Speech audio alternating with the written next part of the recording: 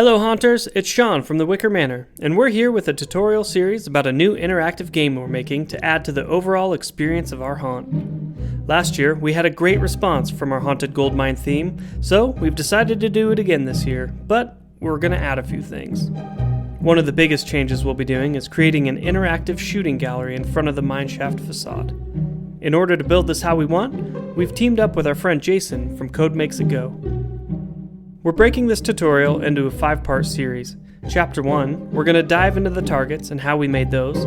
Chapter 2, we'll discuss the rifle and how we've modified that. Chapter 3, we'll discuss all of the controllers. Chapter 4, we're going to discuss sound and audio. And finally, in Chapter 5, we'll discuss all of the props. Once everything is completed, we'll also be doing a live stream to show it off and let you guys ask questions live. We look forward to taking this journey with you, so let's get started. Jason, take it away. Howdy y'all, I'm Jason from Code Makes It Go, and I have the great honor of helping out Wicker Manor in their haunted shooting gallery this year. And in this video, we will be making the targets, because in life, you have to have something to aim at or you'll never hit your target. Anyway, these targets have a diffuse center, a 3D red ring, 6 LEDs on the back for illumination at night, and an adjustable photo sensor because we're going to be using laser light to trigger them. So, let's get started on this build. Hey-o! The idea behind this build is to make our own targets for use with a haunted shooting gallery. Each target will animate something in the gallery. As you can see in this video, these targets are typically IR receivers with a little red LED in the middle that turn off when shot. So this is the first prototype design of the target. Let's take a closer look. Each target was self-contained with its own power supply, relay, microcontroller, and adjustable photo sensor. You can see that the photo sensor was behind a plastic wall with no cutout, and it still worked great with the laser light. When testing up close with the red dot laser, you have to hit the center almost exactly to trigger it. To test this concept further, I placed a battery in a work light with a fake battery and connected this to the relay. So now it is easy to see when the relay is triggered because the light will turn on. I did this so my assistant can test the range of the target. Surprisingly, they work great at 10 and even better at 20 feet away because the laser light is spreading a bit, making the beam slightly larger. Next we are testing an adjustable photo sensor, which is this module here. The reason we want the photo sensor adjustable is so that we can adjust out for ambient light. As you can see, it works great now, but what happens when we point a spotlight at the sensor? As expected, the target is stuck in an infinite loop. All we have to do is simply adjust for the ambient light amount by turning the potentiometer until the trigger LED turns off. Now, the laser will trigger the sensor while the spotlight is on. So what do we learn from our prototype? First, the laser concept works.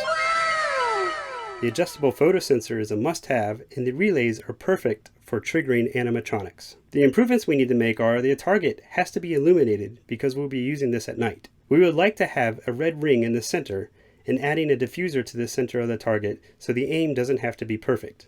So here at Code Makes It Go, we always have a proper burial for our prototypes that helped us get to the final design. So this time, I have this hooked up to 3 sticks of dynamite, our prototype here, and it's all ready to go. All I have to do now is, I'm such an idiot. I can't believe I was going to do this without any protection. All right, here we go. Ready?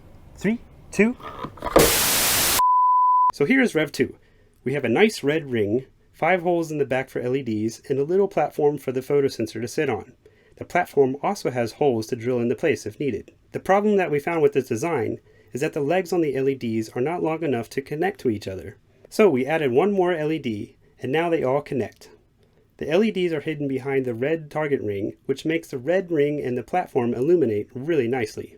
Now that we worked out all the issues, here is how to build this target. We need the base platform, the photo sensor, the red target ring, a diffuser, a 120 ohm resistor, and 6 LEDs. To build the LED ring, insert each LED into the platform and make sure that the long leg of the LED is closest to the outer edge. This is the positive lead. Next, bend all the LED legs into place so all the outer legs connect and all the inner legs connect.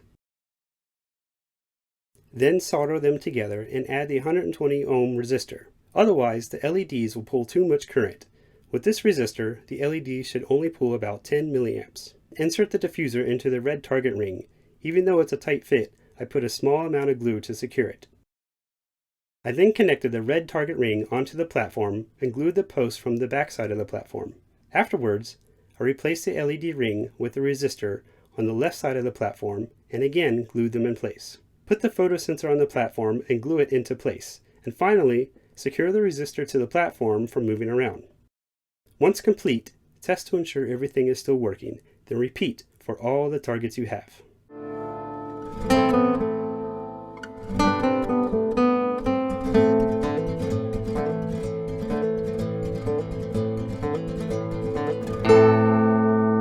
We built 8 of these for the Haunted Shooting Gallery, and the links to all the parts will be in the description below. So that's it. We have the finished sensor right here.